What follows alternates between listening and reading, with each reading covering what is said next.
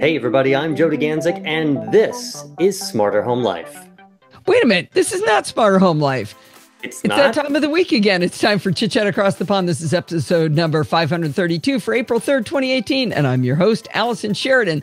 This week, our guest is Joe DeGanzik of Smarter Home Life. I guess this time I'm on your show. You got peanut butter in my chocolate. Wow, okay. And I think, if I'm correct, you're also on my show, right? I think so. Or something like that? It's a crossover episode. So I'm recording the audio for Chit Chat Across the Pond, and you're recording the video for Smarter Home Life, and it's just going to be anarchy, I think. What do you think? I think it's going to be a lot of fun. And for my viewers who don't know who Allison Sheridan is, I don't know what you've been doing with your life, that you haven't seen her multiple times on Smarter Home Life, or that you haven't subscribed to her wonderful podcast over at podfeed.com. Ooh, good intro. Good intro. A Technology Geek podcast with an ever so slight Apple bias. I was going to say, I can't do that like you can. So, so what are we talking about? Well, I think you are going to start, and then I'm going to come back and turn the tables on you, as I recall. I think that's right. That's right. Oh, but real quick, before because I was going to talk, obviously we're talking about smart home stuff, but to mention real quick to my viewers, I know I haven't produced a lot of content lately. I've been very busy with just a number of different things, including life. So stay tuned on the video portion of this anyways to the very end, and I'll kind of do a quick little update about what's going on. Didn't want to make a whole like separate video, but stay tuned to the end. Please watch the whole video because I think this is going to be really great with my BFF, Allison, who's been getting into more and more. You've been getting into the smart home automation stuff. It's been a year or more, right? Yes? Yeah. I think you're a bad influence. Great. The more I talk to you, the more things end up automated in my home. Meeting at the El Gato booth a year and a half ago or whatever it was. That's right. That's right. So, so tell me, this is actually something I like to do, and I've gotten to talk with numerous, viewers during some like actual consulting sessions, but I like to ask them, like, what do you do, or what do you want to do with your smart home?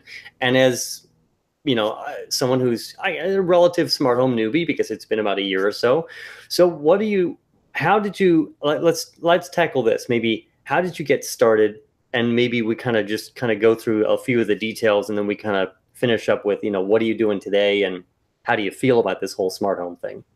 Yeah, so at the very beginning, I did what everybody did. The cool kids ran out and bought Hue lights. So I spent a fortune on 3 Hue lights, and 2 of them work. I still don't know what's wrong with the third one. I should probably try to contact them. But anyway, we put them in our family room, and we went, "Ooh, look, we can turn them on and off with our phone, and it can turn colors." And that was it. That was all we did. So for probably that's got to be a good couple of years where they just sat there being really expensive light bulbs. But the second thing we did turned out to be really cool. We got a device, a hot water pump for our water heater. It's really hard not to say hot water heater, but people get mad at me when I say that because it's not a hot water heater. It's a water heater. But our house is plumbed oddly so that it takes absolutely forever for hot water to get to the shower in our master bathroom. And in California, we don't have a lot of extra water, so it seemed like a big waste. I mean, I'm talking like 2 minutes to get hot water. It was really bad. That's a long time. Yeah, plus really boring. But anyway, we got this hot water pump that we attached to our water heater. And then there's a valve you put at the farthest sink in the house. And then it basically, during the time of day you tell it to, it keeps it fills the pipe with hot water and just keeps it sitting there waiting. So you're not keeping the whole thing hot. You're just keeping this channel of hot water. And so we put a Wemo switch on that, and that allowed Steve to program that when we got up in the morning, we'd have hot water, then it'd be cold in the middle of the morning, and then be hot again when we're washing dishes at lunch, and then be hot again when we're doing dishes at dinner time, and then hot again when we're getting ready to go to bed. And it has been the greatest thing in the world. I mean, I turn on the hot water, and it's like 15 seconds, like a normal house. And we could have done some of that with other devices, but to be able to have that granularity to say on, off, on, off, on, off all day long was really cool. It's a perfect application. It really is. Yeah, it works really, really well. So that was kind of like we went, yay, that was a great one. One of the coolest things about the way the Wemos work, when they get a firmware update, they simply stop working. So I turn on the shower and the water's cold. I get a firmware update. So I thought that was actually a really good way to do it. Just going, no, I'm not going to do anything until you talk to me. That's actually really strange. Yeah.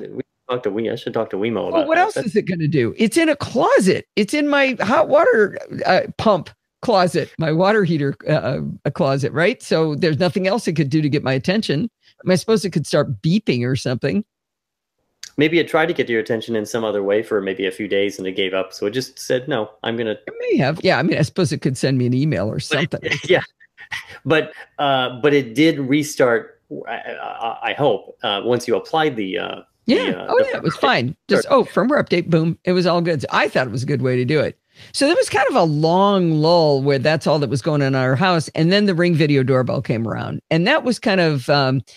That was a really, really big deal for us. I've been super happy with that. A few things, not so much, but it's been working pretty well. Probably the main advantage for me is we travel a lot. And so I'll get a package dropped off on my doorstep and people steal packages. So I can call my neighbor, text my neighbor when I'm in France and say, hey, can you run over and grab that for me?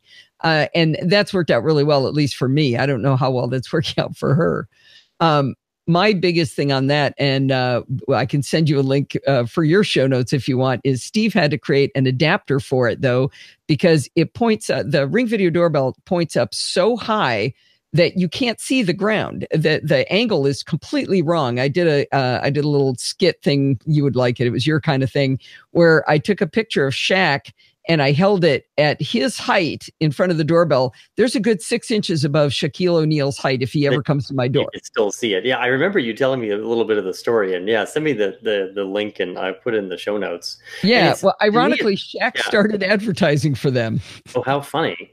But it is odd, though. And I almost wonder, could this have been some odd defect with the one that specifically you got? Because that's No, they sell a wedge now.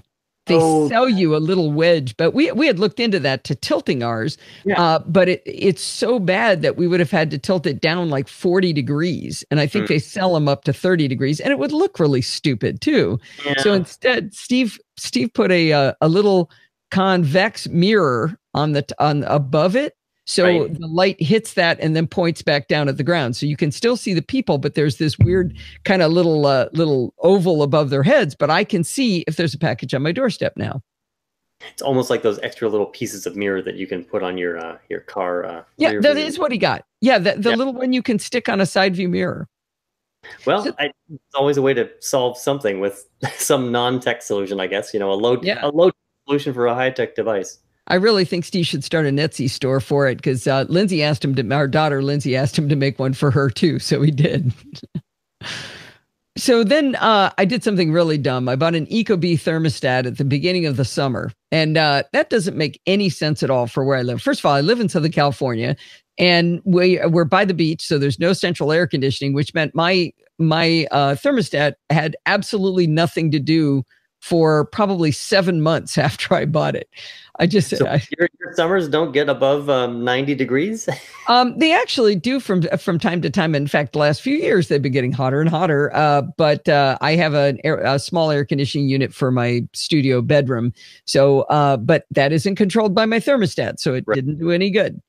So that was kind of a dumb thing to do. And in reality, when it really gets chilly, it dips into the 50s down here. So it really doesn't have much to do. That one's kind of silly. However, we'll come back to that at the very end. I did figure out recently that I could lift my watch and ask Siri to turn off the heater because it does have a tendency to come on when I'm recording a show, and that's kind of a problem. But now I can do it with my watch. There you go. But there's more to that later. Okay. Let's see. Then you convinced me to get an iDevices switch the last time you were on. And luckily that one was right before Christmas. So we put that on for the Christmas lights. Who are interested in what that device looks like. Yeah. And that has been sitting dormant since January 2nd, but it isn't dormant today. As of when I was writing up the notes for this, I figured out something to do with it. So that we'll come back to that. Oh, another thing to come back to. Okay. Well, they're actually interwoven. Oh, now speaking of cameras, Didn't you get, and I don't know if you're still using it or not, because I know that your experience was not that great. The D-Link, the first home kit. Yeah, the D-Link webcam. Yeah. Yeah, we still have that. It was $150. Oh, sorry, I just talked over you there. Oh, no worries. No, has the D-Link been I was going to make up something clever. Has it been dumped? Has it been undone? Well, no, it's still there. The problem with it is that it was a HomeKit compatible device, like you mentioned, which I thought would have them be a little bit more up to date on security. But it turns out D-Link is really, really bad about updating their devices to do firmware updates for big vulnerabilities. There was the thing called the crack vulnerability last October, I think it was. And I have not checked today, but as of about a month ago, this D-Link device has still not been fixed for it, as have most of about 80 or so devices they have listed on their website. It was like 85% of the devices that they sell that are Wi-Fi devices have not been patched. So I'm really disappointed in that. D-Link is one of those names that I don't hear that much about lately, except for, last year with the news. I mean, granted, I'm not in the a market for a new router or a new something or something else, but I don't hear their name that often these days. My experience with them would lead me personally to not ever buy from them again. Okay. But while I was at CES talking to the chief information security officer for D-Link, Joe LaGreca was with me, and he suggested a little $20 webcam called the Wise Cam. And I bought one of those. The picture is better than the $150 Omna. It's not HomeKit compatible, but I've got a special network for those people, those devices. And so that one's really, really good. I like the picture better, and it does a lot more. It has free online storage for, I think, 15 days, something like that. So I can, it's got motion detectors. It'll detect if your smoke detector or your CO sensor has gone off. Interesting. They contacted me as well, and it was during the time that I just couldn't promise them. When people contact me for reviews, I like to try to, if they send me something, I like to try to quickly, and I just couldn't. So I said, sounds like a great thing. Hit me up in 6 months. But just to sort of interject on the HomeKit and sort of cameras and other things, with iOS 11.3 coming out, for those who are in the iOS and Apple world. And that unlocks the feature where manufacturers not only, I think they've most likely been working on this, but now in iOS 11.3, devices that are HomeKit, that want to be HomeKit compatible, don't have to have the chipsets in them. Manufacturers that's kind of add it later, or retroactively add it. And some may do it, some may just decide to not do it anyways. But that's out today, and it was a big. I was doing some additional reading. Apple had made it sound like that last summer when they announced it, that it was instantly going to be a thing. Turns out it didn't happen until just now. So yeah. I think it actually came out a couple of days ago, but yeah. Oh, that's excellent. Should see, well, we hope, we'll just make the guess, that there may be some more announcements coming up over the next few months of products that weren't HomeKit compatible and that people were hoping they would be, and manufacturers could, again, push out a firmware update and say, hey, now we're HomeKit compatible. So we shall see. Oh, that's really, really good news. I'm sure. Yeah. Yeah, and it's a funny little company. They're buying a product that's actually out of China, and you can find that same looking device a lot of places. But they've got some really good software in it, and that's kind of their magic sauce. But they've got the Wisecam 2 coming out, and it was really interesting. I ordered 2 of them, and because now I want these things everywhere. I mean, they're just really, really fun. But so you can't beat it. What's that? Price, you can't beat it. Yeah, just sprinkle them everywhere, loan them to people, whatever. You can even take them outside and plug them into a battery pack and use them because they're just USB powered. So that's plenty of power for it. But anyway, I ordered 2 of them, and I got an email from the CEO, the blast email, saying that he was unhappy with the new detectors in the Wisecam 2, that there was some manufacturing problems, some dust on the sensors. He blamed himself because he had rushed his supplier, and he said it was all on him, and he felt really bad. He would understand if people canceled, but here's what it was. And I loved how nerdy it was. I mean, he had pictures of the detector with the dust on it in the emails. It was really cool.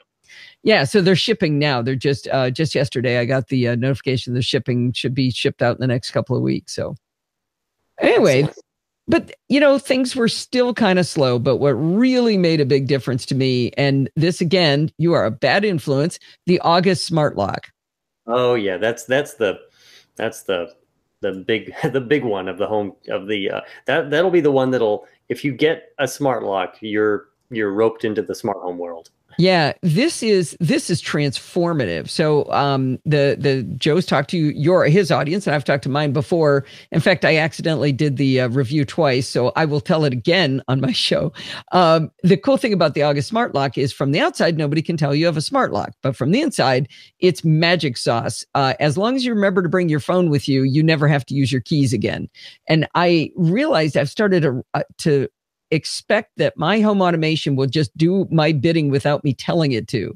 So I unlock my door by turning a big knob, and then I leave the house, and I get about I think they say 200 feet away, something like that, from my house, and I get a notification on my watch telling me that the door has been locked. I come back within geofencing range, and my door unlocks, and I walk into the house.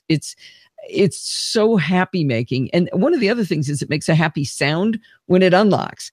And so I know when Steve has come back from the grocery store, for some reason, I don't hear the rumble of the garage door, but I hear that high frequency. It goes, and it's all happy sounding. And I go, oh, Steve's home. It is my favorite home automation device. If I had to pick one thing to keep, that's the one I would keep. I love my August Smart Lock. They really, it's very much akin to, and I think you and I discussed this previously.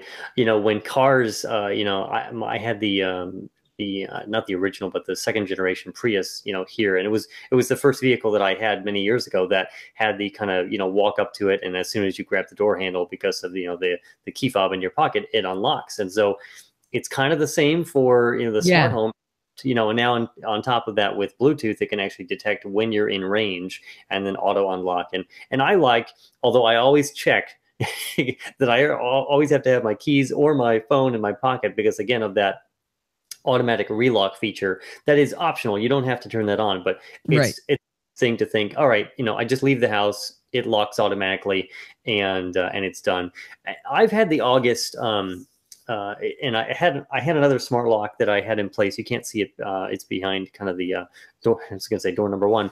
But anyways, I basically had a smart lock in one form or another for about over 3 years at this point. And the August definitely needed some improvement when they came out, but they've been issuing, firmware updates and so forth. And they actually just got acquired by, I think it's the parent company of Yale, if I'm not mistaken. Oh, really? I didn't know that.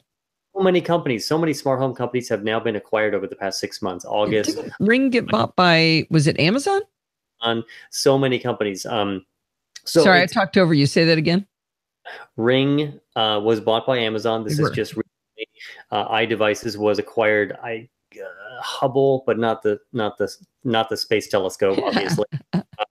Several other companies have all been acquired, which is good because they've got some additional stability. Sometimes the smart home companies, if they're just selling hardware and they kind of run out of steam, they can easily just go bye-bye. So it's good to know that they're part of a larger group, and that someone else also strongly believes in the product. But August has several varieties now. Because I think you'll agree with me, the main one, because I think you basically have the newer version of the one that I have. It's a good size. It has to fit 4 batteries and a motor, and it's you can has 2. Oh, yours only has 2. Yeah. Wow. Now yours is the standard, the round one, right? Yeah, the big round one, smart home or smart lock. What is it called? Pro or something? Smart Lock Pro. The original version takes 4 batteries, so they've made that. They've made more efficiency gains there as well. But they have a slim one that fits, that's a little bit slimmer horizontally. So if your door doesn't have that much space to put it.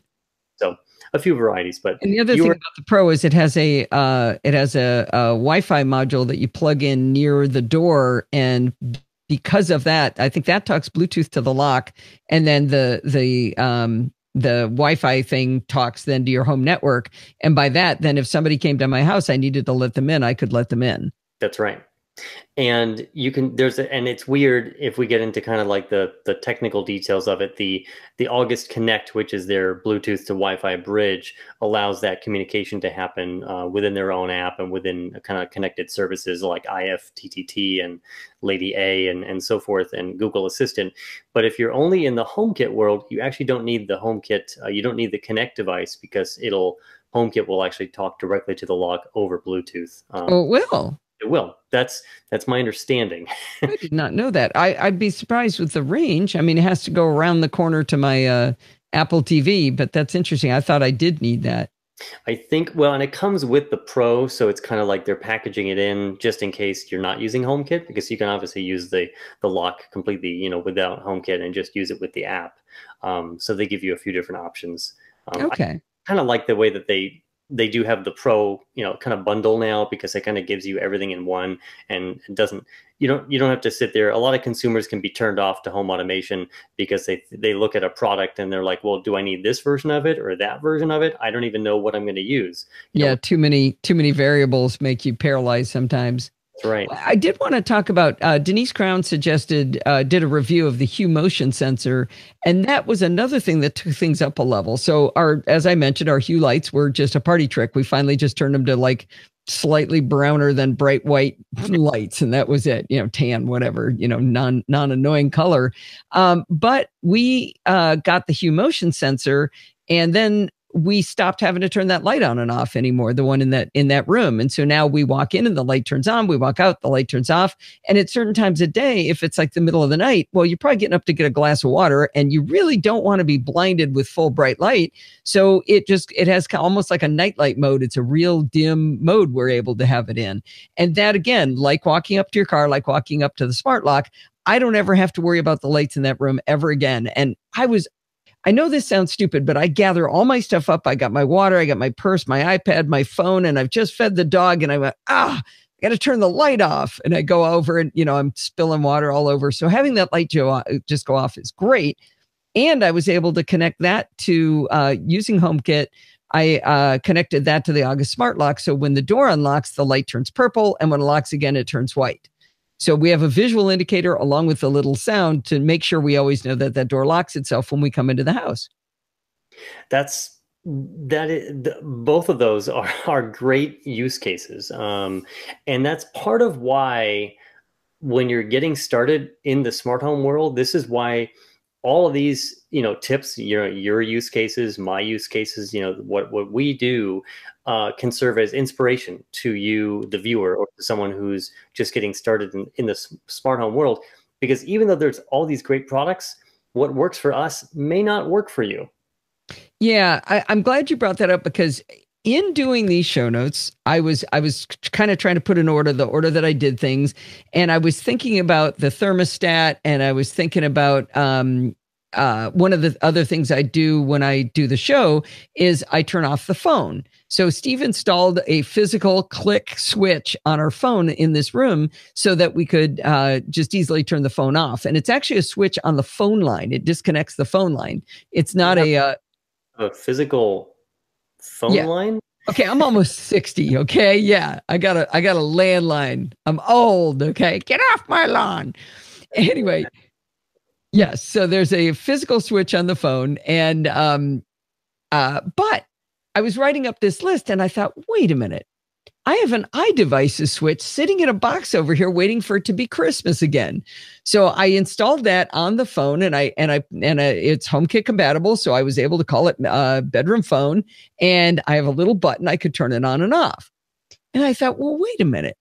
What about HomeKit has these things called scenes that Joe's always talking about. Maybe I could make one that would do the light and the phone. I'm sorry, the phone and the thermostat at the same time. So now if I yell, "Hey, S lady, it's showtime," my phone turns off and the heater turns off. And I only did that because I started thinking about it, putting these pieces together. And that is exactly right. In fact, and you may have been inspired because I think I've mentioned it to you as well.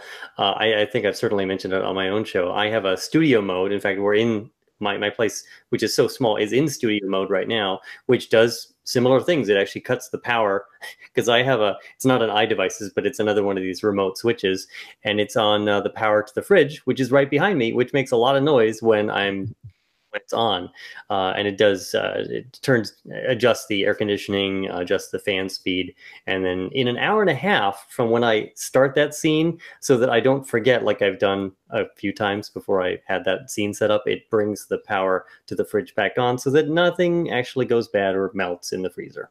Oh, so that sets a time limit, huh? I think the Mac actually announces something like, "Oh my goodness, your time's up" or something. So Oh, good. So, but I do think you make a really important point. When we kept wanting to get into home automation because all the cool kids were doing it, but we couldn't figure out what problem we were trying to solve. So it took us a long time to actually solve real problems. We bought a bunch of stuff where it was like, oh, that's really cool. I can turn my light pink, but I don't want pink light, you know? right. I don't have it dance to anything. So that was it's still kind of getting into my head, this idea of being able to automate scenes and trying to figure out where HomeKit is hidden that process and that sort of thing. And it's something, it's funny because I have all this in my head because I've been planning to get this done. I just haven't had the time to sit down in front of the camera and get all this dialogue correct. But I'm going to be finishing out my getting started with the smart home series. And one of the things I talk about that I will be talking about in the series is that even if you've, like yourself, you've had some of these devices for a year, maybe some of them not quite a year, but just now, after living with them and experimenting with them, you're now finding the use cases. And sometimes it does take time. It's taken me time, and I've been doing this for a long time relatively, but only really the past 6 or 7 years is kind of the modern era of the smart home, where kind of like everything is connected, and manufacturers keep introducing new fun things to do with their devices. So I get to come up with new ways to control things that make more sense than, like physically pressing buttons or yelling at, Lady A or whatnot to get something to work. Because like you said, the other part of this is getting everything to kind of happen in the background and magically. And to get that to happen and to just have it just help your life and not interfere in your life or make it more difficult is not the easiest thing to do. Yeah, yeah, it's they're somewhat fiddly. But hey, I want to turn the tables. Enough about me. We queried the Nosilla castaways for some questions, so we're going to play Stump the Home Automation Guy. Are you up for the challenge? I'm up for the challenge, and we tried to get like some kind of like sound effects thing going before the show, but that didn't work out. So there's probably no right or wrong answers. So we'll just leave that where it is. Well, most of these questions are from the audience, but I would like to sneak one in ahead of time, ahead of everybody, because, hey, I have the microphone. They can't get ahead of me in line. My first question is, why are these home automation devices only 2.4 gigahertz? Why can't they work on the 5 gigahertz network? That's a really good question. And it's really about it's a frequency question. It's kind of more of a physical question. One might think, well, the 5 gigahertz band is newer, maybe it's more expensive. It really turns out that the 2.4 gigahertz being a lower frequency, this is your Wi-Fi. We're talking about Wi-Fi devices that are smart home enabled, like the previously mentioned iDevices switch. This is HomeKit compatible, but it also does work with Lady A and the Google Assistant. But it's Wi-Fi and it's 2.4 gigahertz because the lower frequency can travel farther and it can penetrate walls and other objects.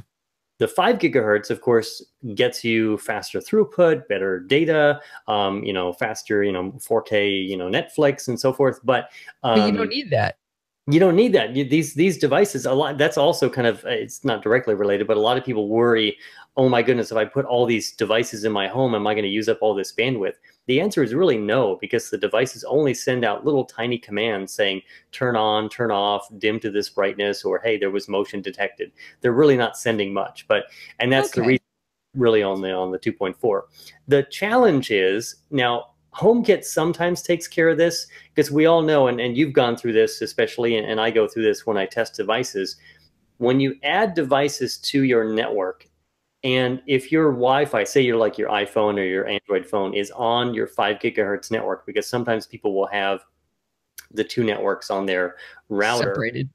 What can happen though is when you hook up one of these devices, it sometimes will not figure out that you have, this depends on a million factors, so I can't state all of them. So my recommendation is when you're adding a Wi-Fi device, you're setting up a new smart home device that's a Wi-Fi, and you're on a 5 gigahertz and a 2.4 gigahertz network on your phone, switch over first to your 2.4 gigahertz network, and you'll know if you have both of these set up on your router. Do that first, because then it will easily find, it will easier communicate and figure out, especially if the networks are named two separate names, that can you can run into a big problem there. Oh yeah, you definitely have to be careful with that. The data going across the networks is the same, but sometimes the devices just, they won't be able to find each other. So switch to 2.4 gigahertz first, unless your smart home device is one of the few that actually has a 5 gigahertz capability, but most likely not. So I've run into that a lot. There's another problem. If you have a mesh router, you usually can't do that. You can't tell it which network is the 2.4. And I learned about this on the Mac Geek Gab. Dave Hamilton was reading a letter from an audience member who said the solution there, because you can't tell which one you're on, you can't identify that. So the person who wrote in said, just go really far from your router, and the only thing you're going to be able to get is your 2.4, and that actually fixed the problem. All right. Well, if you have that ability, I live in a place, my place ends about here. Not really, but but anyways, I have such a hands out and touch both sides. Yeah, about this big. But anyways, I have never been able to test these mesh networks because I live in a 400 square foot tiny little place. You would have to get a really long extension cord and go out in the yard. On the street down the way.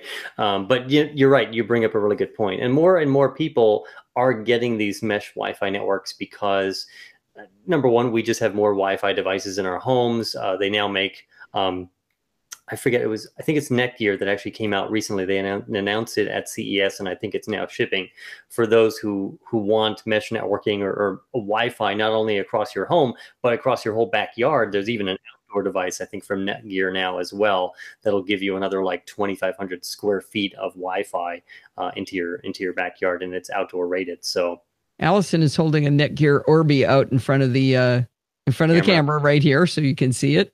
This is not the outdoor one, but I tested the indoor one. Hit the microphone. Yeah, that was me banging my net. Okay, that's a good answer. I really like that. I never thought of that answer. Let's move on to the next one. Frank Petrie wrote in a question that if you don't answer, I will. Frank says, I'm handicapped and live by myself in a studio apartment. I need to automate only a handful of things. My question, is it worth investing for so few uses?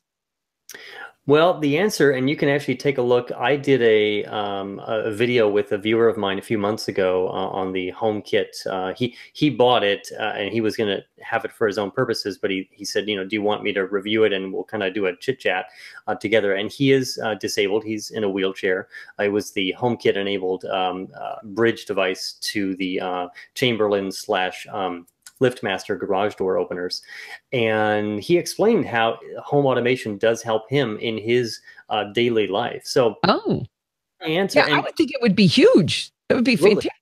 Absolutely. It's only I can include a video notes or the link in the notes, but it's a couple of videos ago in the Smarter Home Life YouTube channel, and it was a really good episode. He talked a lot about how it helps, because really, if you think about it, automation, even simple things like opening doors automatically, smart locks, but not just smart locks, but like door openers, garage door openers, lights, anything that you maybe can't reach, or it just becomes too much of a burden. Controlling things with voice or through sensors and so forth, that is huge. I would think voice would be the cat's meow for somebody who had any kind of motor control problems, right? Absolutely. So but it comes back down to, and this is what I talk to everybody, and again, this will be in my Getting Started series, is the first thing you try anyways when you're trying to figure out when you're getting started with the smart home is, what do you want to do, or what do you want to automate? And again, like we've said, sometimes that's a hard question to ask or to answer because, well, you're not sure. You just want to be one of the cool kids. But you can ask yourself in your daily life, what tasks are challenging or difficult that you could automate, that you could make easier for yourself. And I think for someone who's disabled, that's probably easier than for many of us, where the smart home is definitely helpful and convenient, but some people could say, well, it's a first world problem. But there are those absolutely who it would absolutely benefit. And the question then comes down to cost, how much, what your budget is. The great thing about the smart home still to this day is it is what you make of it. If you want to start small with, like Allison's talked about, the ultimate device, a smart lock that unlocks the door for you, or you start with smart lights or some sort of, even in the security world now, you can kind of build your own DIY security system, because security is really just sensors sending you alerts. That's really the core of what security does. You can have a whole setup with an ADT and have them, monitor your home and call the police, but you can have apps that just notify you if a motion sensor goes off. That's kind of what I do. But okay. The question is identify the little things that are causing you grief or friction. Excellent word. And tackle those first, and look at the various options that are out there. Obviously, I have many videos that are out there on all the different products. But again, take a look at the one, the MyQ. I think it's titled MyQ Chamberlain review, and I think I also talk about how home automation can help the disabled. So it's a great video. Yeah, let's get a hold of that. I think maybe.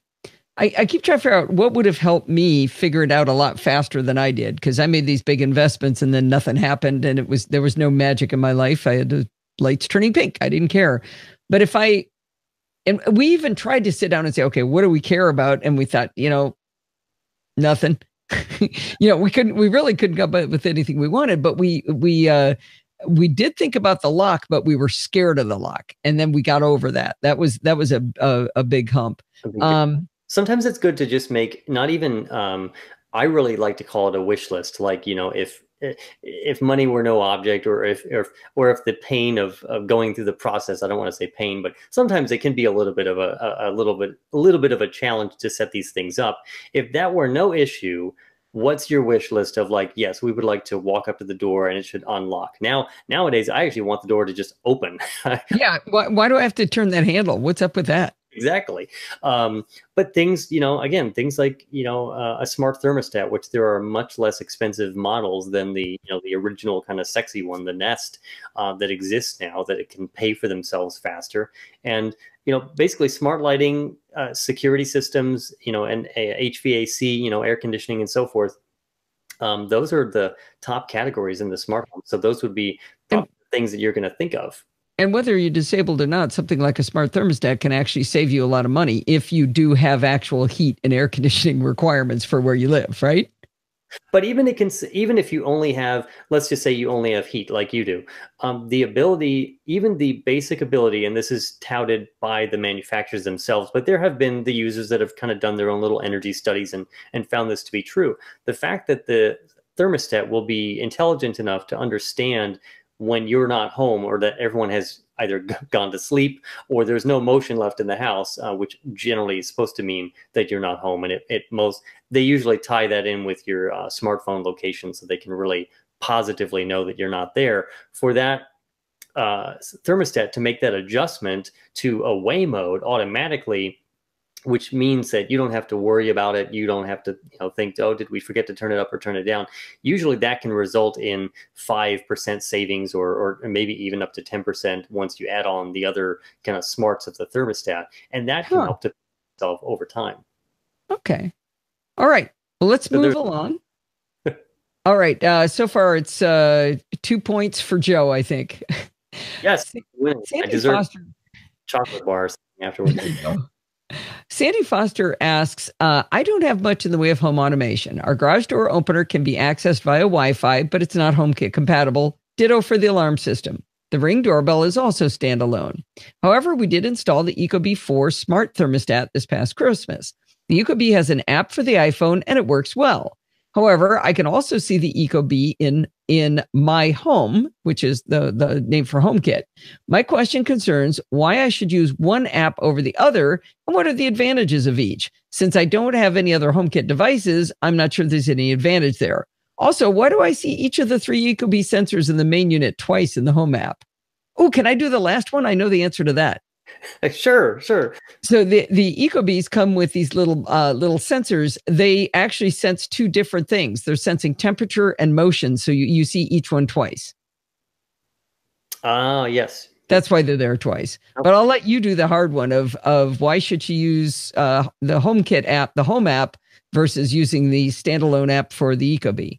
There we go. Okay. And as I'm kind of like tapping here, and I'll just wait for this to update. So, and oddly enough, I have not tested I have some experience with like physically installing it, but it was in a kind of a home that my friend was flipping.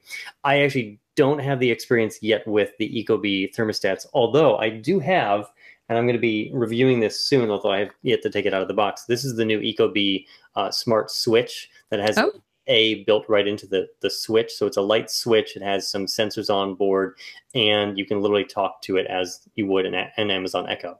Sorry, Joe. For some reason, whenever I talk, it is 100% cutting your voice out. So I'm trying really hard not to talk, but that's not my strength.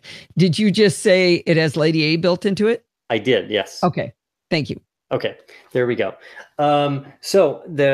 So I can't speak specifically to the Ecobee app itself, but I can speak to other apps. And if this unfortunately is not helping me here, but let me. But it's in a generic sense. Why would you use the home app over a dedicated app? Right, and I'll kind of bring my iPhone up to the camera, and we'll hope it kind of works.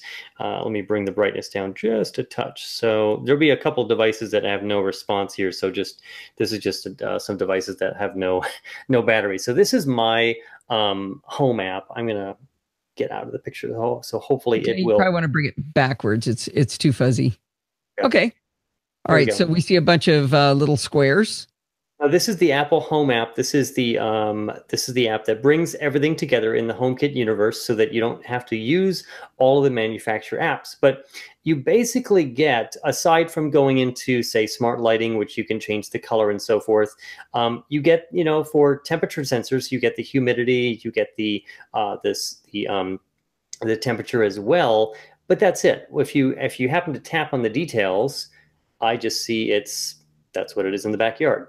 And that's all I get. The details screen actually just gives me my, switches for like notifications and what I want to call it. But if I go into the dedicated app, which is from Elgato, and because it hasn't downloaded the data in a while, otherwise it would show this lovely bar graph. I get something that's a little bit more customizable and will actually, for the sensor in the backyard, once it actually pulls all the data down from the sensor, I'll get bar graphs, I'll get a lot more information, and I'll get dedicated. Actually, I think you get the battery information in HomeKit as well now for battery operated devices. Let me see if it actually has some. So let me see if I can encapsulate. What's the word? Anyway, shrink down what you're saying a little bit is if you have a dedicated app, you frequently have a lot more control and things that you can do in it. In the Ecobee thermostat app, for example, they've got graphs and all this stuff. For some reason, my graphs never work, maybe because it never has anything to do. But there's a lot more detail in there. But if from HomeKit, that's where you can start creating things like scenes and automations that tie things together.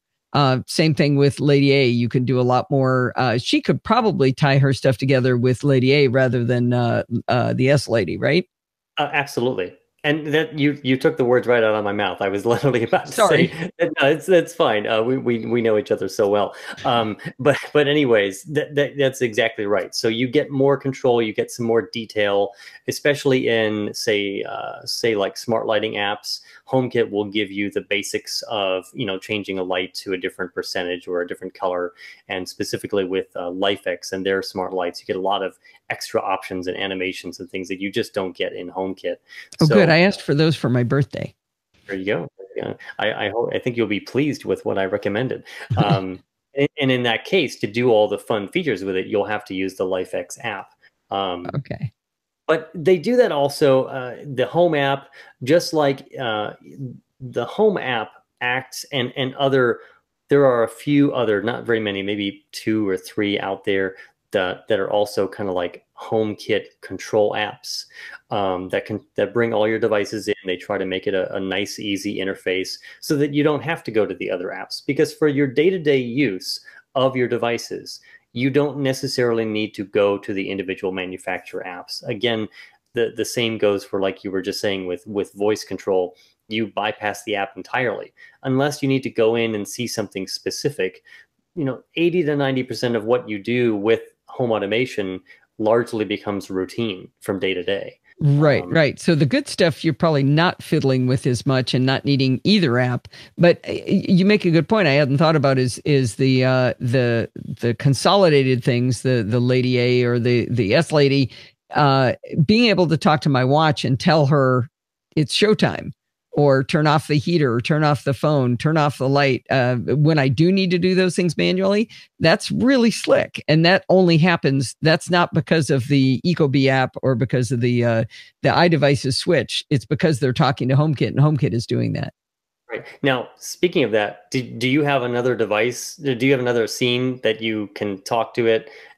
You can talk to your watch when the show's over, that you can say either it's showtime's over. Over? Yeah. Cool. That took me a while to get that all working right, but yeah, not as hard as you would think. The hard part was trying to figure out where scenes were.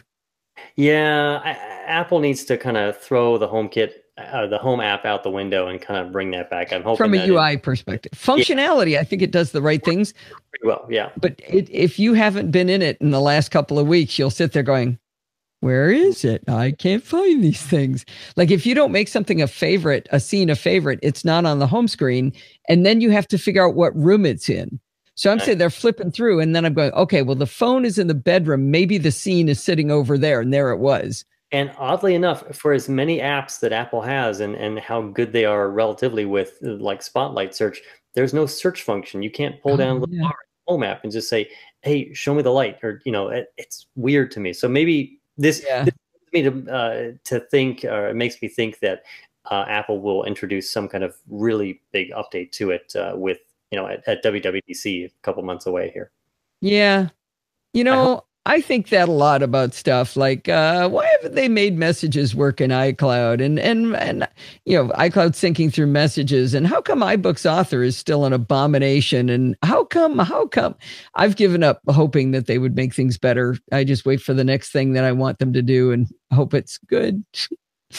Right. All right, let's move on. Nick Lowell says, the thing that keeps me from starting is not knowing in which standard/spec to invest.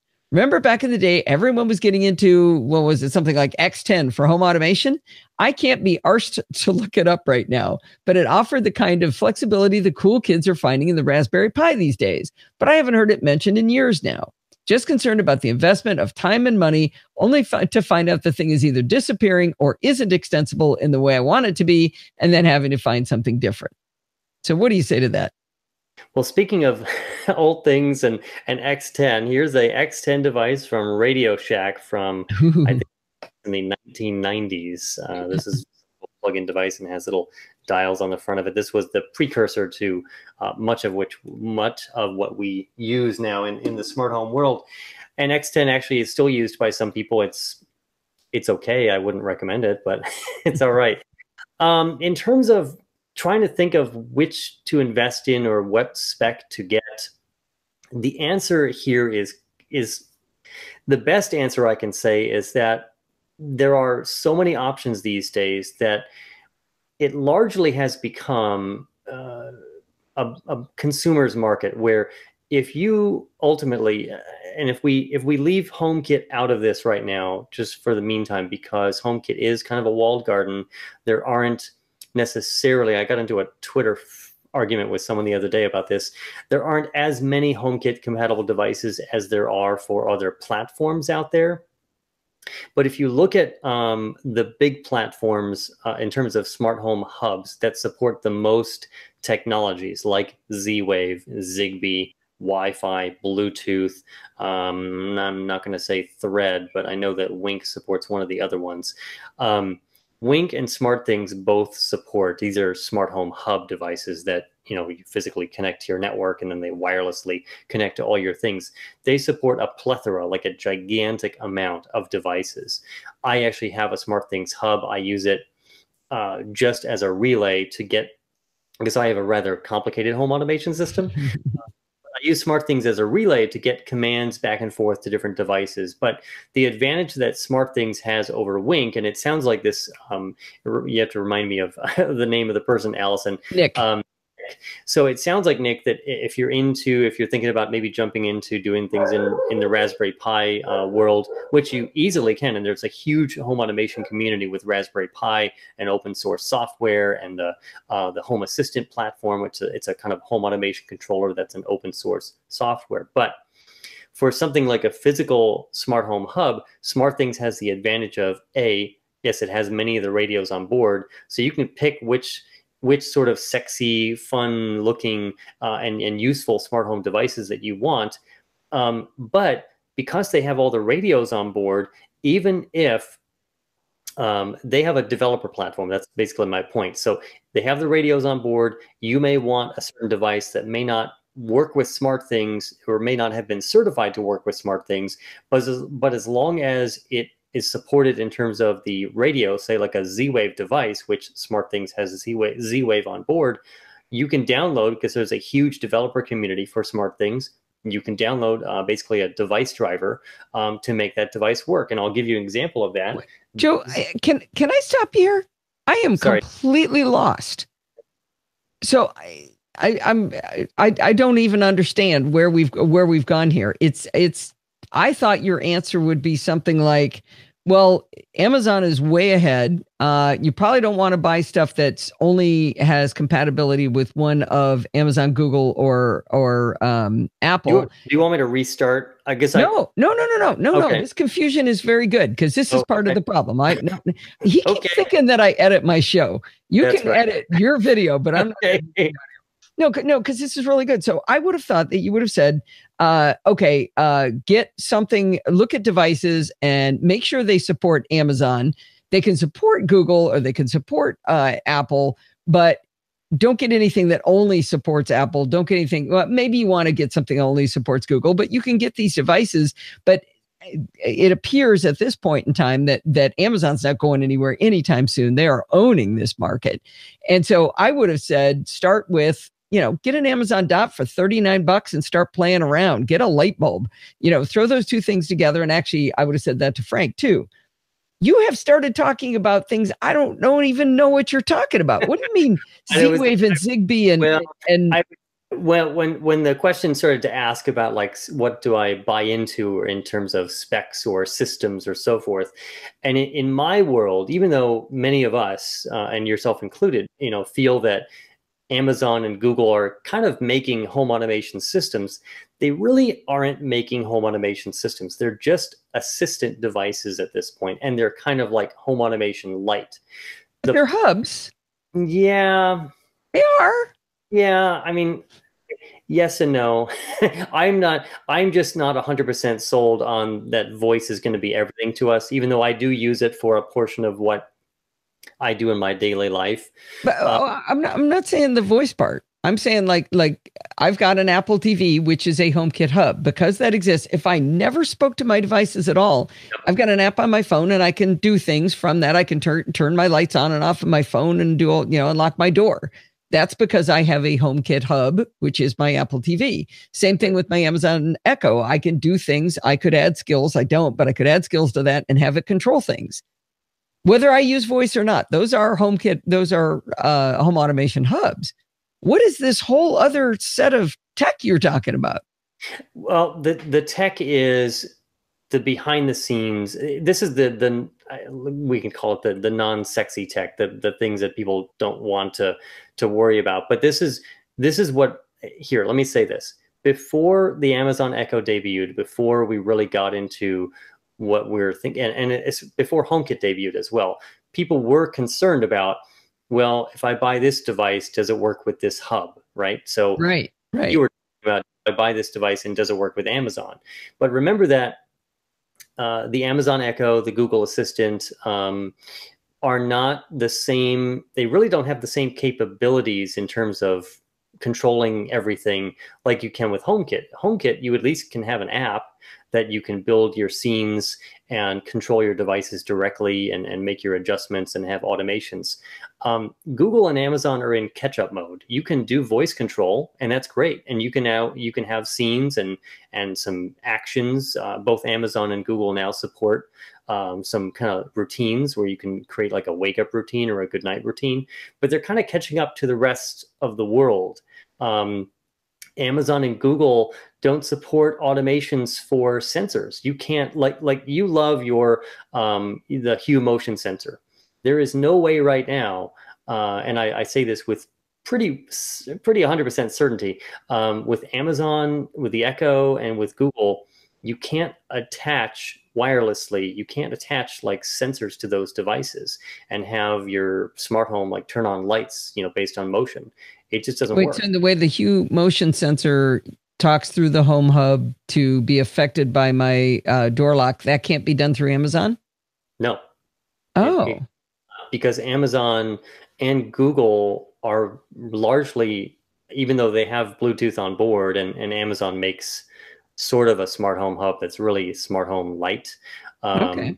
really don't have anything that can support true automation in the sense of like we were talking about in the background of, event A just happens and some devices react to something. Okay. So that's why you're talking about dedicated hubs. I'm talking about it because it sounded like the question, and this is kind of, I'm definitely a techie guy, so I think about that first. And I heard the question, I heard specs and so forth, and I heard Raspberry Pi. So I'm like, okay, this guy sounds like he wants to get his hands dirty and start installing, programs and writing code and so forth. So I'm like, that's kind of where I'm going to direct the question. But if your angle is voice first, then, and you really want to do everything with voice, then absolutely jump into the Google and the Amazon world, because of course it's not going to be long until they really do catch up, and one of them is going to release some sort of actual smart home hub. I can't imagine that their smart home strategy is going to rely on third-party vendors entirely. And if you look at Amazon's acquisitions lately, especially with Ring coming on board, they can't buy smart things because it's owned by Samsung at this point. But I have a feeling that Amazon and or Google are going to have to come up with some sort of actual hub device, because again, like I said, you can't do these rules. You can't have sensors. There's just no way to do it. But I'm shocked. I haven't heard of anything that HomeKit does better than Amazon. So here's the flip side of the coin, and here's the part where it's confusing. So now that I kind of talked about that, and then you told me, oh my God, I'm so confused. Let me confuse you even more. So the great thing, of course, about Amazon, the Amazon Echo and Google Assistant is that they do work with all of these devices. Many devices like Wi-Fi, like I mentioned, this iDevices switch, which is a little plug-in on-off device. This came out and first worked only with HomeKit. Then the company actually added support for Google Assistant and Lady A to it as well. So you can directly ask one of those, any of the three voice services, hey, turn this thing on or off. Those voice platforms, I'll just refer, in terms of Google and Amazon, also work with home automation hubs like SmartThings, like Wink, like and a number of other platforms, including Philips Hue for smart lighting, and I could go on and on and on. So you can tie the voice control into those platforms to get you more of the way there in terms of having that automation, because there's something nice, even though it's more of direct control, walking through your house and just saying to the to the air basically, hey, so and so, turn on the lights, or turn off the lights, or set away mode. That becomes kind of like, I wouldn't exactly call it automation kind of happening in the background, but because you can say something and forget about it immediately and assume it'll work, it's very helpful. Okay, really quickly, two things. I verified what he just said because I didn't believe it was possibly true, but here is someone from the Hue developer support team backing up what he just said, that no, you can't do that with the Alexa from the Hue sensors. And that was in December of last year, so that's pretty new. The other thing is that SmartThings has been apparently bought by Samsung. Oh, 3 years ago. Oh, okay. But they recently announced a number of new initiatives. They're kind of combining. They're trying to center all of the Samsung connected devices and appliances under the SmartThings brand, under the Okay. SmartThings app. Try to make that simpler because they have this whole ecosystem of all these separate devices. But You would basically, think all the times we've talked about hubs that I would have figured out what you were talking about, but now I finally understand. no worries, no worries. This is it's a very complicated and wide subject when you really get into the details of it. But when you add voice control to these hubs, and you have the hubs that can have wireless sensors like this. This is a little. It looks like a little eyeball, and actually, when it goes off, there's actually a little. It almost kind of looks like a little cat's eye.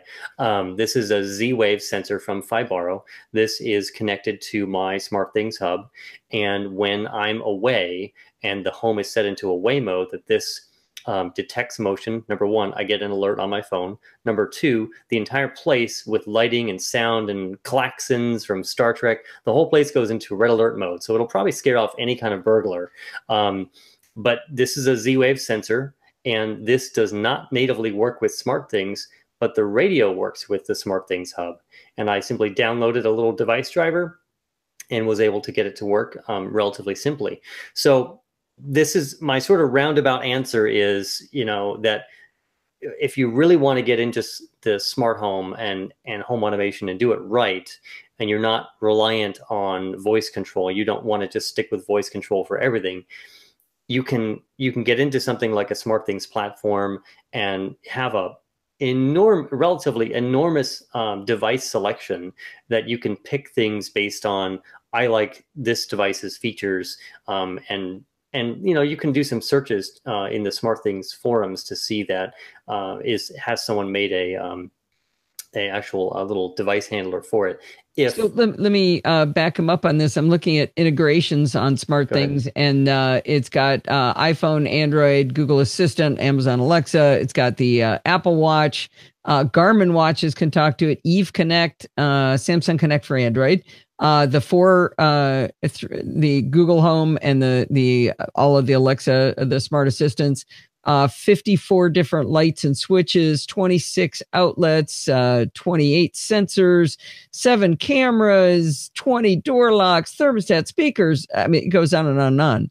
So that's what you're talking about. So by going into something like SmartThings, and maybe you mentioned another company too, but SmartThings is talking all of the different technologies. So it's talking Z-Wave and Zigbee and Wi-Fi and Bluetooth.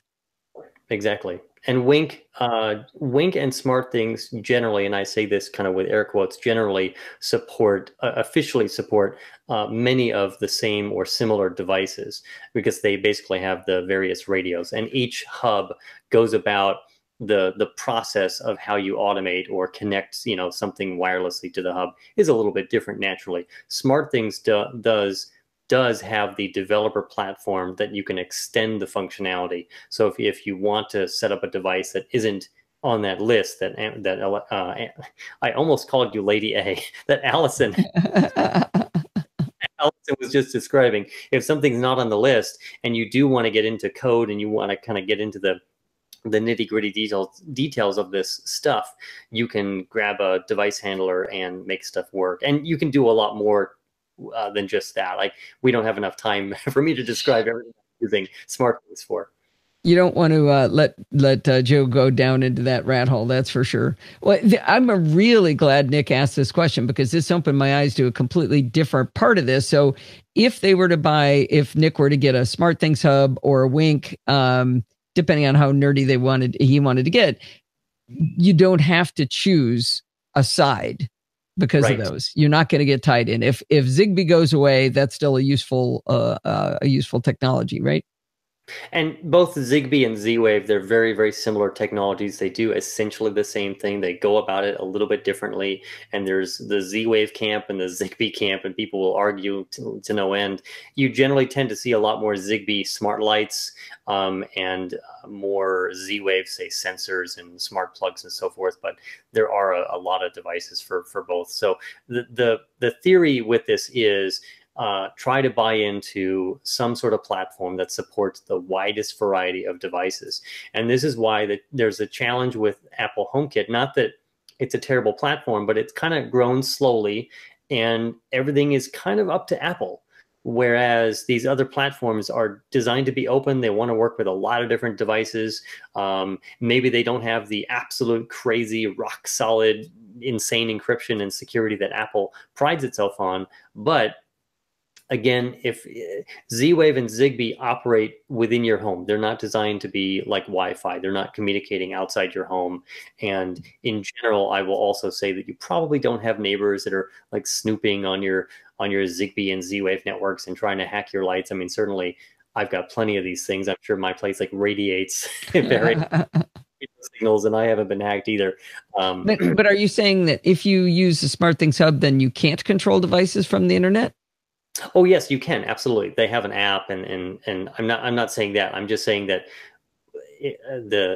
in terms of security of communications from the hub to the devices, it's short range. There's no issue, and generally the security. I mean, it's a secure link between the app and the hub. So Apple's just been very, very, like we've talked about before, they've just been super clear on that HomeKit is insanely encrypted and it's completely private and they don't know who you are. With Samsung and with Wink, you have to sign up for an account, and it may not go through the same privacy practices that, say, Apple does. I'm not saying that those platforms are terrible or that they've been hacked or anything like that. I'm just saying that there are it's a decision you need to make. Different decisions. If you're all in on Apple, you may just want to live in the HomeKit world. But again, HomeKit, you can't unless you really want to get your hands dirty and develop your own devices. You can't, with your iPhone, you can't download a device driver and make, I can't take this Z-Wave sensor and make it HomeKit compatible, right? Unless I take this thing apart, and even then I'm just going to be happy sitting in my little walled garden with my completely insecure D-Link HomeKit compatible webcam.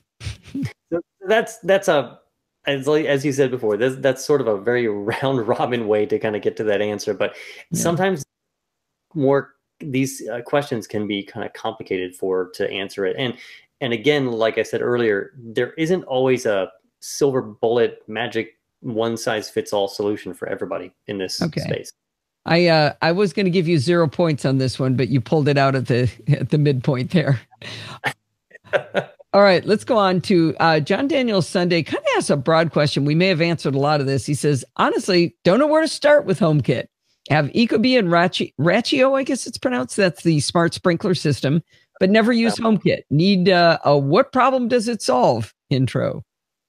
There we go. Well, without knowing a little bit more about your home and your needs, I may not be able to offer precise advice. But like I think he's saying, what problem does HomeKit solve? I think is what he meant.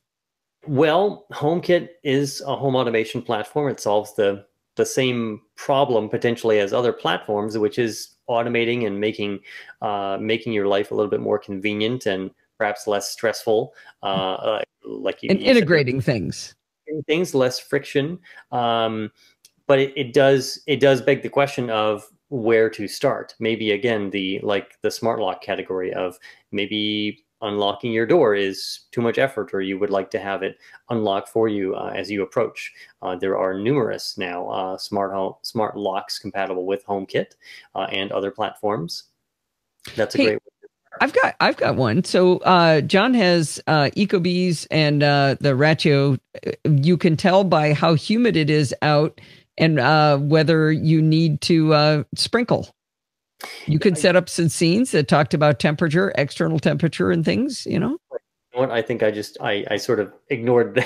I did ignore those two items that he had, the Ecobee and the Rachio, or is it Rachio? I don't know. It's Rachios. I've been trying to convince Steve that we need one of those. Maybe now that we've got all this other automation going, he will. But I mean, it has information about where you're located, whether it's raining. I mean, I think the Rachio probably does a lot of that on its own. But you could throw in a Hue light and it could light up when your sprinklers go off. Absolutely. solving no problem at all. Right. Sometimes, yeah, these don't always solve a problem. The Rachio is basically the top rated smart sprinkler controller that's out on the market. Some people, there's always different opinions on these products. It's also one of the higher priced options. But in terms of connectivity and what it does, it downloads all the rain kind of data and tries to predict when it's going to need to water and adjust its cycles. And apparently, I do believe it does work with. I don't think it's HomeKit compatible at this point. Oh, it isn't. I don't believe so. Okay. I'm I will keep searching while you talk about it. Let's see. not. It is compatible with, I believe, Google Assistant and Lady A if you want voice control. But generally, again, like we've had before, we had smart sprinkler systems for many years. You set up a schedule, you hoped that it would function as programmed, and you sort of forget about it. The ideal thing with these smart sprinkler controllers is detecting changes in weather or hooking up a rain sensor to it. So as soon as it's raining, and if the sprinklers happen to be imminently sprinkling or are at that moment, they'll turn off, which of course is a water savings, especially for somewhere here in Phoenix or again in Southern California. But it's generally always a good idea to try to save water, unless it rains like 44 inches of rain a year in your location, of which you probably don't have sprinklers. But Well, the Rocky, Orbit just added HomeKit compatibility to their sprinkler system they announced at CES in January. yes, and I think it should be shipping for HomeKit compatibility. You either had to buy a new one, or you had to get this special hub device. Ah, I think those are shipping now. don't want more hubs. Right. No more hubs. I'm over hubs. And I'm out of ports on my Switch. yeah, it can be a little bit of a challenge, and like we talked about with the August, that has its own Wi-Fi kind of bridge device. A lot of these, and it really annoyed me that that Orbit had to do this, and they had to introduce yet another hub. But this is if we get into the technical details for 20 seconds, it's a standards issue where there isn't a universal way to bridge Bluetooth and Wi-Fi, and this is why you tend to have, like, I've got this thing and it's got a Bluetooth bridge. I've got this other thing and it's got its own Bluetooth bridge. They do add up, but we're waiting on the newest Bluetooth specs, which is Bluetooth 5, along with Bluetooth Mesh.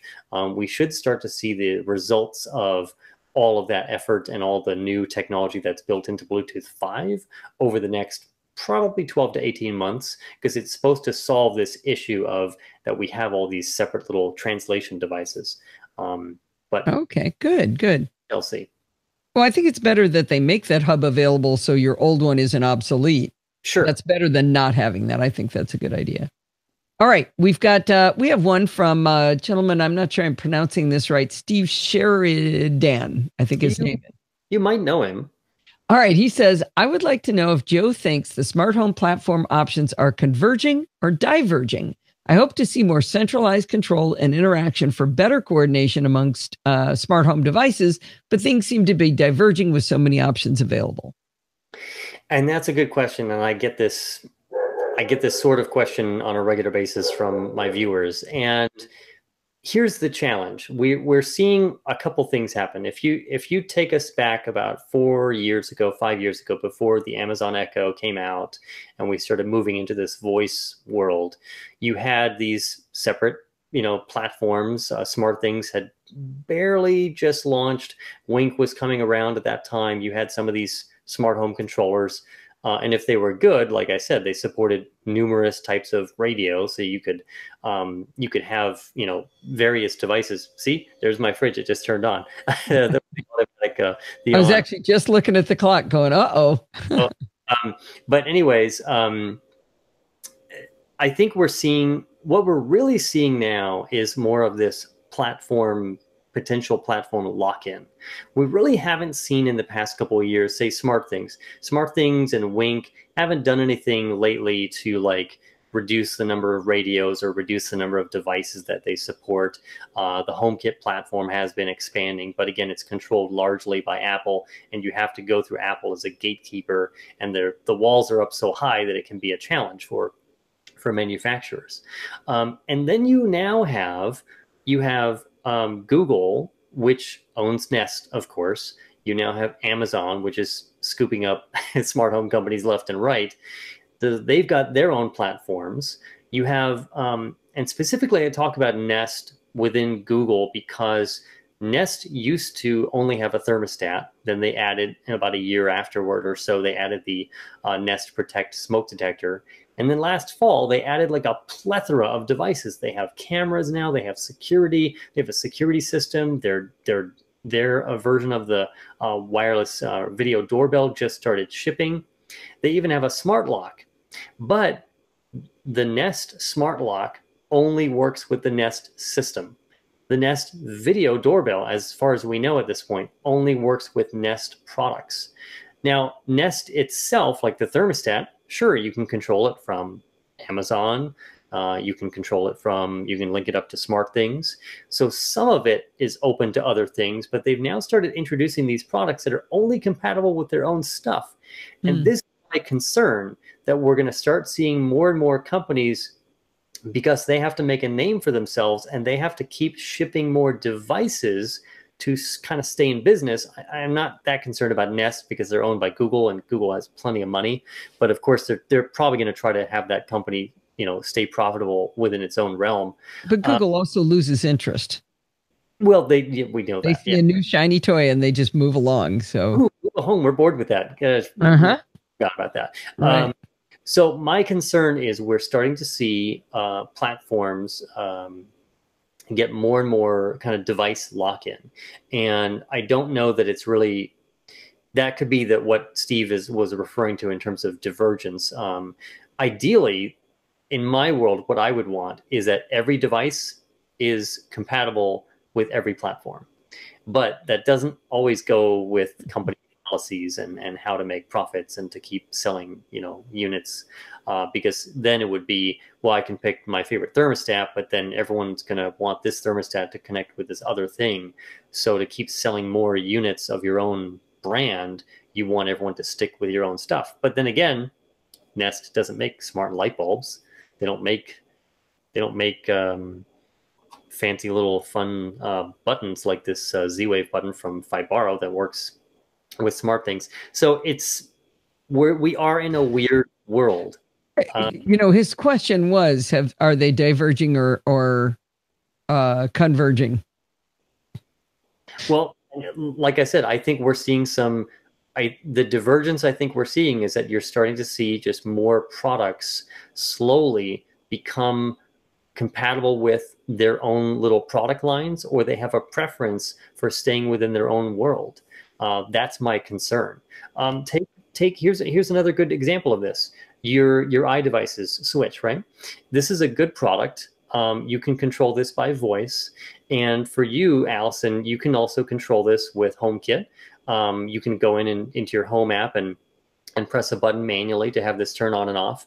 But this isn't compatible with SmartThings or Wink or several other home automation systems. It is literally locked to the voice platforms and HomeKit, and that's it. And again, iDevices could choose to call up SmartThings and say, hey, we'd love to work with you guys. There's no real reason they can't, but they've chosen not to allow that for whatever reason. I don't know. Maybe I should call up their CEO and find out what their future plans are and why they've decided to do this. It could also be simplicity, because once the voice platforms had launched and Amazon and Google saw just how popular voice is and how easy it is to sell these products that'll, obviously serve a smart home purpose, but also play your music and help you with your, your calendar and tie into your your iPhone or your Android world. They saw the popularity of this, and also the smart home companies saw the popularity of these products. And so they've probably angled toward that to say, we're just going to produce devices that work with these voice platforms. It could be that down the road, 2, 3, 4, 5 years down the road, these platforms decide that, yeah, we need to open up further. But I'm starting to see this, he calls it divergence. I guess that's a good word for it. I call it a little bit of platform lock-in, that you can't use A with B, or you can use B with C, but not A. And it aggravates me. But then again, I want everything to work with everything. See, that's funny. I would have said my answer to that would have been it's absolutely converging, and it's converging all under Amazon. That would have been my simple answer to it. So you gave a lot more depth and fabric to that than my answer definitely would have been. All right, we've got our last question. You ready? I'm ready. David Roth says, is Apple paying enough attention to HomeKit and third-party integrations? I understand the security issues, and I'm willing to suffer some lack of speedy integration in the name of better security. But all that said, can Apple catch up, keep up in the race to be your one control interface for the home? Is it a high enough priority? Well, we're gonna see. Nope, sorry, yes or no. That's all you get. Maybe. I would say that Apple's done. I would say that Apple learned last year that they had to catch up, and that HomeKit was not rolling out fast enough for most consumers and for the market, and that device makers and or consumers could easily get bored with it if it didn't do as much as it needed to do. The big news, I think you and I discussed this.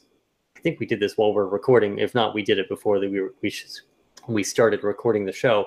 iOS 11.3, which came out just a few days ago, enabled the ability for companies to add HomeKit to devices that don't have the special HomeKit chipset. I think you did say that in here, but that's really good to bring us back to that, because that could accelerate this if companies aren't already burned and like, I'm over you, I've moved on, I'm on Google and Amazon. And it'll make it, there's a cost. Manufacturers do not have to buy the chipsets. They don't have to, they can take existing products potentially and bring them into the HomeKit world. And do they still have to get approval from Apple though? I believe so. Any device that is not certified with Apple will display a warning. Like I have to make a very brief quick example. I have a HomeKit emulation program that runs on my Mac, and it's tied to my home automation server called Indigo, and it makes Indigo's devices visible to HomeKit. But when I connect to it for the first time, it says this HomeKit thing is not like certified with Apple because it wasn't. So it's possible.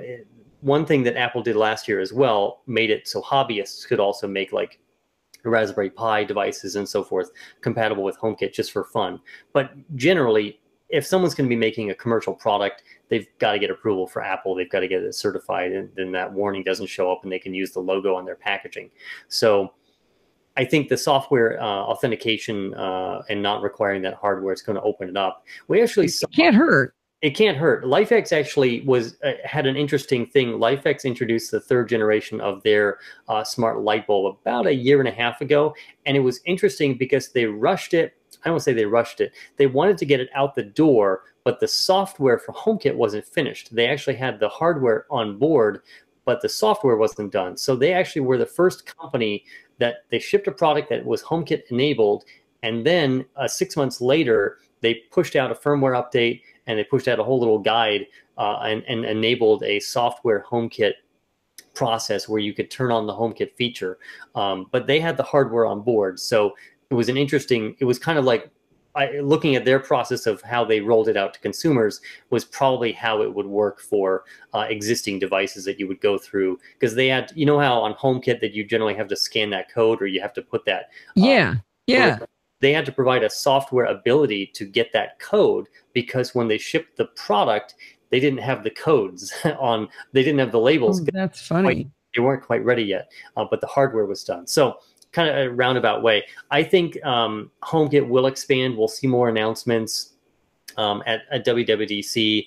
I think with giving the ability for manufacturers to integrate easier, and if it does have what many people hope to be sort of the spillover effect, that we'll have a bunch of announcements come up probably around WWDC, because announcements kind of like to have that, these big tech announcements, these big conferences are kind of like the tide that kind of raises all boats.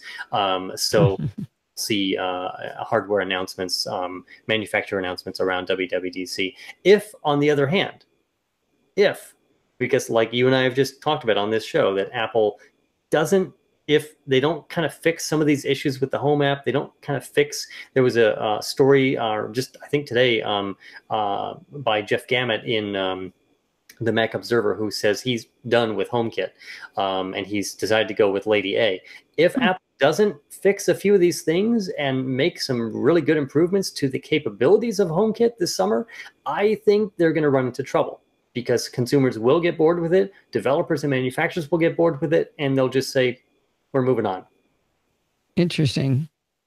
Well, I certainly hope they pay attention to it, because I like it and I like the integrations, and I've certainly had a lot of fun with it. So I hope the first thing happens. And like you said, it can't hurt that they're doing the software capability to do it. So hopefully, you know, if I were in the business of making a home automation device, I think it'd be a really, really hard choice, because on the one hand, you can make any piece of junk you want, and you can have an Alexa skill for it, and it'll work. You might sell 1 million of them, because you're going to get a lot, because there's a huge audience, and you didn't have a lot of trouble getting it started. On the other hand, if you get into the Apple ecosystem, you get really high value customers who spend a lot of money. And so you get a different kind of audience. You can charge more for stuff. People pay more for it. So that would, but if it takes you forever, it takes you 6 extra months to get your product out, and you got to feed your kids, it's a different problem, right? It is. The one thing we haven't really talked about, and we probably don't even need to talk about it that much, because it hasn't really been that big of a thing even after it launched, was the HomePod, which of course is Apple's smart. Yeah, let's not go down that whole path. It's too late in the show here, I think. Speaker with a side of Siri that I think it does HomeKit, but but it only does pieces of it. Yeah. It only does things where you wouldn't ever have to look at it. So it's got a whole lot of, I can't do that for you. I'm sorry, Dave, I can't do that. That's right. So maybe we'll see announcements with that at WWDC as well. We'll watch. Yeah. Yeah. All right. Well, this has been really fun. I enjoyed doing both sides of this. These were great questions, and I certainly learned a lot. Like I said, as many times as we've talked, I am amazed at how much more I continue to learn from you, Joe. Thank you. And thank you to your audience for submitting these great questions. And we've been going for about an hour and a half now. So really, really good episode, really good information. We could have squeezed 2 out of this. Well, anyway, why don't you tell the maybe 1 or 2 people who don't still know, where can people find you? They can find me at, the best place is you can go to smarterhomelife.com. That will direct you to the various articles and posts that I've written on the smart home and all things home automation and smart lighting and all that stuff. The YouTube channel is youtube.com/smarterhomelife. And as I'll go into after kind of we conclude here, I haven't created a ton of content lately, but there are about 200 videos on there. So there's plenty for you to watch, even though a couple weeks or so forth since I made a new episode. And the nice thing is they're not excessively serious. That's for sure. Some of them are definitely not serious. Some of them, the non-serious ones, you appear to be in some of the non-serious ones, Allison. There might be some trend there. Well, do you need me to wind up for your audience then? Sure. All right. I'm Allison Sheridan, and I run the Podfeet podcast over at podfeet.com. The Nocellicast is my weekly show. Been going on in May. It will be 13 years I've been going. Haven't missed an episode since, I think, like the first month or so. There was a little gap in there. And other than that, there have been no gaps in all that time. And then the other show is Chit Chat Across the Pond, where I talk to interesting people like Joe. And you can find all those podcasts and the blog posts that come out. There's a lot of blogging going on, too, over at podfeet.com. Well, thank you so much for having me on your channel or your channel. I'm on your website and you're on my YouTube channel. And I'm so confused. Thank you for having me on your show, too. Likewise, Allison. Take care. Okay, so here's that update that I was talking about at the very beginning. So I haven't posted a new video since roughly the middle of February, which was about CES and all the kind of the new things there. The fact is, I just haven't been able to create videos. When your life kind of doesn't, when you go from creating content kind of full time to not creating content full time, it takes a while to kind of get back into the swing of things. As I also alluded to with the smart home, the Getting Started with Smart Home series, that is written. It is like almost ready to go, but the challenge is it has to actually be done. I have to actually sit down in front of a camera and get dialogue out correctly, and it's a lot of effort. And for those of you who know about if you've seen the smart home tour video, you know that this is a tiny place, and so therefore my productions tend to take up about 2/3 of this place. And if they get longer and longer because of retakes and so forth, well, I just can't do anything else here for 2 or 3 days sometimes. So it is a little bit of a challenge to try to get back to it. And there's just a lot of other things going on. There's the planning in progress for the move coming up in the next few months, and just life things and projects, and I can't say anything else. I want to create new content, but I want to do it right. In fact, because I've been gone for so long, if you look at, unfortunately, over the past couple months, really, I haven't been regularly publishing content since the fall, and I would rather do it to where I can actually come back and feel that I'm going to put content out on a regular basis. So I actually would create a bunch of videos and then just let them kind of, become published over the course of several weeks and several months. It does tend to preclude me from creating content that's actually timely, but I've decided that I have to kind of get away from that, because it's harder to be, to put this stuff out on a timely basis with product announcements or big either conventions or keynote addresses and so forth from like Apple and Google and Amazon. Sometimes I just can't get to that. So at this point, the only thing that I can say is thank you for all your comments and emails about, I wish you were making more videos. I realize that YouTube is in some ways like traditional TV, to where if your favorite series or your favorite channel just stops creating new stuff or new episodes, you just want them to create more stuff. So I want to create more stuff, and I just am not able to do it right and to produce the quality content that I want. Otherwise, I would just stand in front of this camera and just blab for, not that Allison and I we're just talking like crazy, but when I'm producing directed specific content that has to be 5 to 8 minutes, or it doesn't get enough views, or there's not enough of an audience, and people do tend, aside from real long podcast episodes, people do tend to kind of tune out for after 5 to 8 minutes, unfortunately. So I do try to create stuff that's timely and it's to the point and it's really on message. I've definitely learned a few things about being a YouTuber over the past couple of years. In fact, April is the 4th anniversary of the show. I wish I was doing something. I wish I could say that, like, oh yes, on the exact anniversary date that the show's going to come back. It's going to come back with, just a zillion episodes. I can't promise that at this point, but my hope is that over the next couple of weeks or month, that can actually happen. So thank you again for understanding. Thank you for your emails and kind words and so forth. There's nothing wrong. It's just I want to do this the right way. So I didn't want to create a separate video about all this. It's not that important to create a separate whole video about it, but I want to attach it onto this one. So I hope you enjoyed the episode with Allison. We've been planning this for about 6 weeks, 7 weeks or so. So I was happy to get some content out there at least, and hope I will have some new content out there soon. So thanks so much. Realize that you can still send in your questions to questions@smarterhomelife.com if you'd like me to answer something. I'm not really looking at the comments right now. The email is the easiest way to reach me, and I can try to get back to you within a reasonable time. So thank you, and stay tuned.